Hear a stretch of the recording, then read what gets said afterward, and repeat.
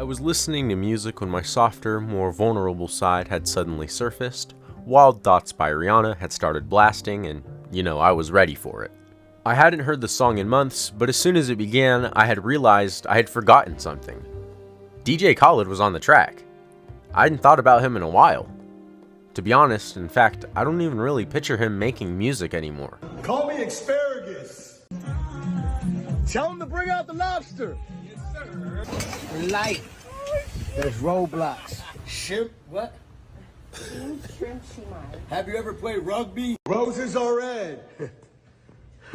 Violets are blue. Yeah. All I can think about are those DJ Khaled clips of him just being, well, DJ Khaled. As I thought about it more, it became pretty clear that DJ Khaled doesn't compose his own music or write any of the lyrics for most of his tracks. I mean, was he even really a producer? It almost seems like DJ Khaled's just kind of a potato in the recording studio, both figuratively and literally. So it got me wondering, what does he actually do? Yeah, and it left me to sit and wonder who even is DJ Khaled. So that's what we're doing today. I call her chandelier. Khaled Mohammed Khaled was born on November 26th of 1975. DJ Khaled's story begins with his parents, who were originally from Palestine. His father, who was a musician, and his mother, who came from a family of music lovers, provided him with a rich cultural backdrop, and his music exposure began early. In his childhood home where music was often played, Khaled was introduced to traditional Arabic sounds, as well as the music trends of New Orleans, where hip-hop and R&B was dominant. This blend of influences from both Eastern and Western musical traditions had a profound impact on Khaled's approach to music production. DJ Khaled's parents came to the United States with little money, and they worked to no end, selling clothes out of their car at flea markets and later opening a store in Florida. Unfortunately, they would be sent back, but this would only be the start of DJ Khaled seeing the sunny state. This means DJ Khaled would begin his career in music by working in record stores in New Orleans in the 1990s, where he met members of the Cash Money record label, including a young Lil Wayne.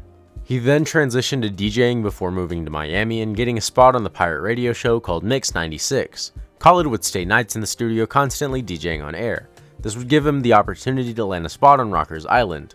At the time, this was one of the largest music festivals, and it's now turned into the stomping grounds for people like Afrojack, who's mostly known for making shitty remixes and producing some Pitbull songs. This would get him an interview on 99 Jams, and eventually DJ Khaled would start to work and land his own spot on that radio station. 99 Jam Southwater's number one hip-hop and R&B is DJ Khaled, the Dawn Dada, Big Dog Pitbull, Terror Squad. This is where Khaled would make connections at a young age, and it would be the eventual reason on why he got signed into a record deal. It would be during this time that DJ Khaled would meet Fat Joe and his group Terror Squad, and after a contribution to one of their albums, it would give DJ Khaled the grounds and momentum to eventually get signed and come out with his own album. After working with Consequence on Don't Quit Your Day Job, ties like this allowed Khaled to pull together his first hit studio album, We the Best. Admittedly, Khaled says he had to pull all the strings he could to make this album come together, and to be honest, it's kind of apparent. Features like Akon, T-Pain, Birdman, Lil Wayne are all pretty solid, and the album's alright, but it does fail in some places, and it's pretty apparent. Before the Solution is egregiously bad, and it's almost horrid to listen to. We Taking Over is probably the best in the track. I mean, if you just look at the streams, if you go from most streamed to least streamed, it's pretty simple to put best to worst there. But I mean, this does just show the connections DJ Khaled had because of his DJing history. But from his first album on, DJ Khaled barely does anything. His production and writing were limited, and his most prominent part was from the start, where he's shouting himself out. Another one. We the best music. Yo. DJ Khaled. Another one. DJ Khaled. And like on the actual music aspect, throughout his 11 studio albums, that's mostly all he does. Yet it's somehow amassed like billions of streams, and as we look today in his newest studio album, he has a lineup that actually is kind of crazy. He has Drake, Rick Ross, Lil Wayne, Jay-Z, John Legend, Kanye West, Eminem, Future, Lil Durk, Lil Baby, 21 Savage, Roddy Ricch, Quavo and Takeoff, Don Toliver, Travis Scott, Gunna, Lotto, City Girls, 21 Savage, and Juice WRLD. And that literally just looks like a list of some of the most popular rappers in the past couple years. Yet we see the exact same problem here. DJ Khaled doesn't do anything on this album at all except for shout himself out. So throughout the rise, he actually worked by producing and DJing, but why doesn't he do anything on his actual albums? DJ Khaled is a producer, but in a different kind of way. Often today when music listeners think of a producer, we're left to think of people like Metro Boomin, Tay Keith, The Alchemist, Mike Dean, Murda Beats, Mustard, Pierre Bourne, and countless others who compose the music or lyrics of a song and play key components into the song, when producers can actually be much more. A great example of this is someone like George Martin, the producer behind the Beatles, and while not directly in the songs, like for instance compared to someone like Pharrell Williams, he served as a mentor and guide for the Beatles and the music behind it. So to be honest, a producer's kind of just an umbrella term. You can kind of be whatever you want. You can be a hype man, you can be a mentor, you can make the music, or you can make the lyrics.